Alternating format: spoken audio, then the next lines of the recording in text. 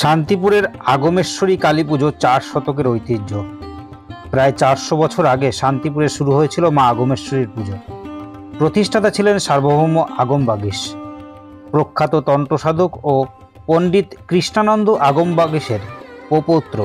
শোনা যায় শাক্ত ও বৈষ্ণবদের মধ্যে দ্বন্দ্বের সময় মথুরেশ্বর গোস্বামী তার কন্যার সঙ্গে সার্বভৌম আগম বাগীশের বিবাহ দেন এবং পরবর্তীতে তাদের নিয়ে শান্তিপুর চলে আসেন। এখানেই তিনি জামাতার জন্য একটি পঞ্চমুণ্ডির আসন স্থাপন করেন, যেখানে সাধনা করে সিদ্ধিলাভ করেন আগম বাগীশ। গঙ্গার মাটি দিয়ে মা আগমেশ্বরীর প্রথম প্রতিমা গড়ে পুজো শুরু হয়েছিল, যা আজও ঐতিহ্য হিসাবে বজায় আছে। সেই স্থানেই এখন আগমেশ্বরী তলা নামে পরিচিত।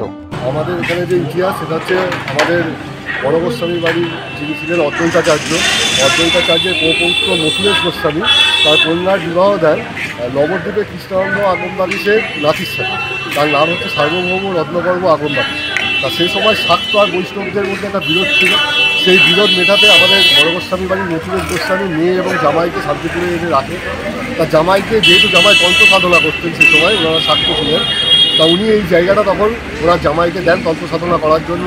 এই পুজোর যাবতীয় রীতি মানেন শান্তিপুরের অতি পরিচিত বড় গোস্বামী পরিবারের সদস্যরা।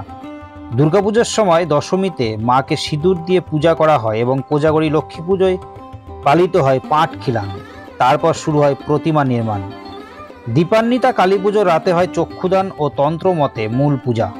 মায়ের উচ্চতা প্রায় 16 থেকে 18 ফুট। রাত্রি প্রায় 11টার পর শুরু হয়, ভোর পর্যন্ত চলে এই পূজা। এই পুজোর বিশেষত্ব কোনো পশু বলি নেই, ভোগ সম্পূর্ণ নিরামিষ। থাকে প্রায় 36 রকমের পদ, নানান শাকসবজি, ডাল, তরকারি, পোলাও, মিষ্টান্ন, ফলমূল সমস্ত রান্না করেন পরিবারের দীক্ষিত মহিলারা। পরের দিন বিশাল শোভাযাত্রার মাধ্যমে মা আগমেশ্বরীর বিসর্জন হয় শান্তিপুরের মতিগঞ্জ ঘাটে। আগে কাঁধে করে নিয়ে যাওয়া হলেও এখন ট্রলারে করে বিসর্জন দেওয়া হয়। 4 শতকের ঐতিহ্য, তন্ত্র সাধনা ও ভক্তির মেলবন্ধনে আজও শান্তিপুরের আগমেশ্বরী কালী পুজো এক অনন্য আধ্যাত্মিক অধ্যায়।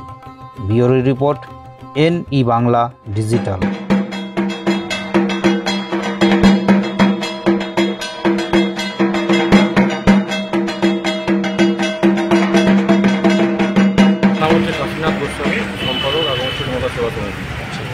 এই বছর পুজোর প্রস্তুতি কি থাকছে?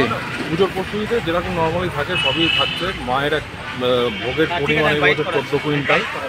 আর মায়ের বৈশিষ্ট্য সমস্তটাই আপনারা জানেন।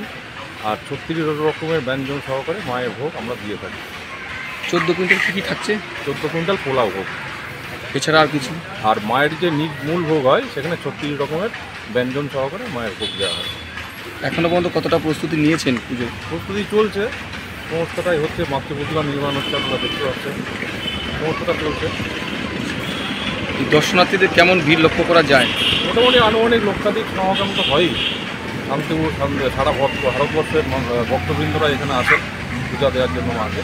এই পুজোকে ঘিরে কতটা উন্মাদনা থাকে শান্তিপুরবাসী? সারা শান্তিপুরবাসীর সমস্ত আবেগ, ভালোবাসা সমস্তটা জড়িয়ে তো মাকে, তো সমস্তটা নিয়েই শান্তিপুরের মানুষের প্রচুর উদ্দীপনা মায়ের এই পূজাকে কেন্দ্র করে। পুজোর কটা দিন কী কী অনুষ্ঠান থাকছে আপনাদের? পুজোয় এমনি কোনো অনুষ্ঠান থাকে না, মায়ের পূজাটাই শুরু হয়।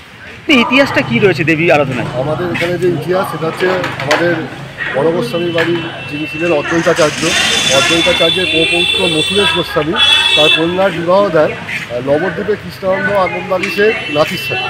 তার নাম হচ্ছে সার্বভৌম রত্নগর্ভ আগম বাগীশ। তা সেই সময় শাক্ত আর বৈষ্ণবদের মধ্যে একটা বিরোধ ছিল। সেই বিরোধ মেটাতে আমাদের বড় গোস্বামী বাড়ির মথুরেশ গোস্বামী মেয়ে এবং জামাইকে শান্তিপুরে এনে রাখে।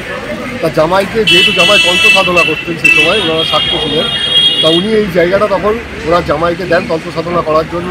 এইখানে বসে তন্ত্র সাধনা করতে করতে রত্নগর্ভ সার্বভৌম আগম বাগীশ উনি ধ্যান যোগে মায়ের দর্শন পান এবং তিনি মূর্তি গড়ে মায়ের পুজো করেন। এখানে প্রথমে তিনি মায়ের মূর্তি করে পুজো করার পরে ভোরবেলাতে বিসর্জন হয়ে যেত।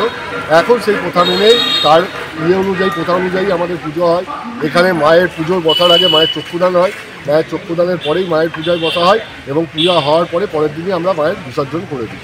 ভক্ত সমাগম কতটা হয়? এখানে দেশ বিদেশ থেকে, আমাদের জেলা থেকে, রাজ্য থেকে কয়েক লক্ষ মানুষের সমাগম হয়, প্রচুর প্রসাদ বিতরণ হয়, প্রচুর মানুষের সমাগম হয়, ভক্ত প্রচুর আসেন। আমাদের এখানে মায়ের মূল মন্দির রয়েছে পাশে, যেখানে রত্নকর্ম সার্বভৌম আগমবাগী পঞ্চমন্দির আসনে সাধনা করতেন, সেই সাধনপীঠ মন্দির রয়েছে।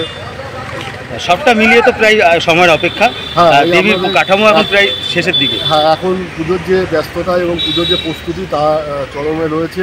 পুরো প্রস্তুতি পর্ব চলছে। আপনারা দেখছেন মায়ের মন্দিরে রঙের কাজ চলছে, ঠাকুর তৈরির কাজ চলছে। আমাদের ঠাকুর এক পক্ষ কাল ধরে ঠাকুর তৈরি হয়। কোজাগরী লক্ষ্মী পুজোর দিন পাঠ কিলান শুরু হয়, তারপর থেকে ঠাকুর তৈরি হয় এবং পুজোর দিন গিয়ে সেই নির্মাণ কার্য শেষ। কত বছর? এটা প্রায় 500 বছর আনুমানিক। আপনার নাম? আমার নাম রমাপ্রসাদ ভট্টাচার্য, সহ সম্পাদক আগমেশ্বরী মাতা সেবা সমিতি।